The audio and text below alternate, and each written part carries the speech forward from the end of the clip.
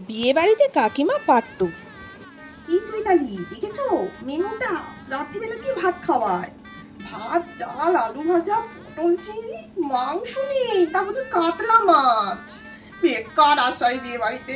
বলেছিলাম আমি আমার লোকটাকে যেখানে এত দামি গিফট দেওয়ার দরকার নেই, শুনে নাও তোমার কথা আমার লোকটা। কাতলা মাছ কি খাওয়ায় আজকালকার দিনে? ওদের যে অত পয়সা। A few moments later. Mitali দি যাই বলো, মাছের তো কোয়ালিটি নেই। কিন্তু বলে তো চৈতালি, কাতলা মাছটা তো মোটে ভালো ছিল না। একটা চিংড়ি পড়েছে পাতে। আমাদের আবার নিজেদের বিয়ে বাড়িতে মানে পটল দেখা যায় না, চিংড়িতে ভরা।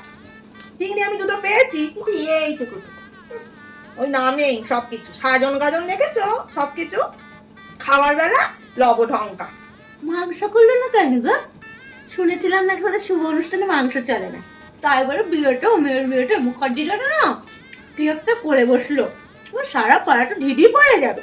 মিষ্টির সাইজ দেখেছো এইটুকু। রসগোল্লা তো নয়, যেন সেই কি বলে গো, নকুলানা। যাক যাই, আমার উনি তো আবার তেমন ভাবে খেতেও পারেননি। উনি তো মাংসর আসাতেই এসেছিলেন, হয়নি। বাড়ি গিয়ে হয়তো কিছু রান্না করে দিতে হবে। আইসক্রিম কেলামি না, জঘন্য। ভ্যানিলা আমার চলে না গো। একটু বাটারস্কচ, একটু রসমালাই ফ্লেভার হলে আমি একটু ভালোবাসি। তুমি খেয়েছো? আইসক্রিম আমি খাইনি জানো, মাথার যন্ত্রণা আমার আইসক্রিম খেলে। বুঝেছি, পারবে না, মুখেই তোলা যাচ্ছে না।